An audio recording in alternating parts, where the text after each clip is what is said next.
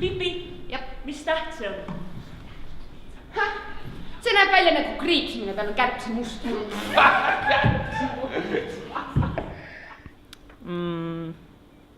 Ma ühel hetkel avastasin täiesti, ma ei olnud selle peale varem mõelnud, aga et nii suur osa kogu minu tiimist on pärit Viljandi Kultuuriakadeemiast, et on praegusi üliõpilasi ja on väga palju vilistlasi.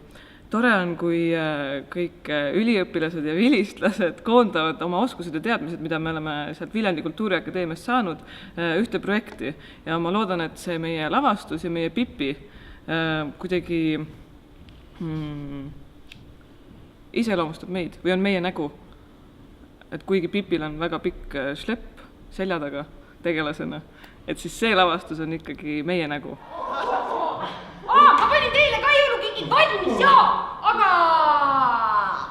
te peate neile ise järgi ronima.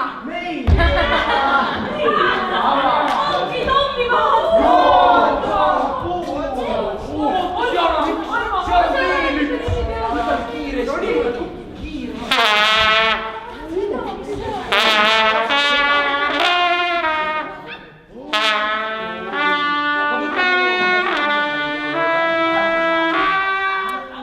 Kui ma läksin oma esimeste mõtete ja ideedega kunstniku juurde, Mailisi juurde, siis tore oli see, et me ei olnud varem midagi arutanud, aga meid mõlemaid huvitas kohe see Pipi realistlik külg. Või et me hakkasime otsima seda tegelast ja seda lavastust läbi väikese tüdruku silmade.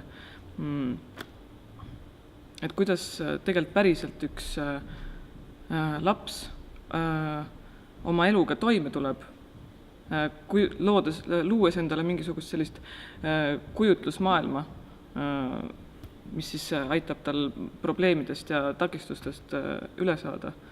Et mulle tundub, et mingisugune kujutlus, selline hästi tugev enesesugestioon ja lakkamatu usk headusesse ja ikka nagu õnneliku lõppu on see, mis Pipit tundub edasi viib või teda aitab.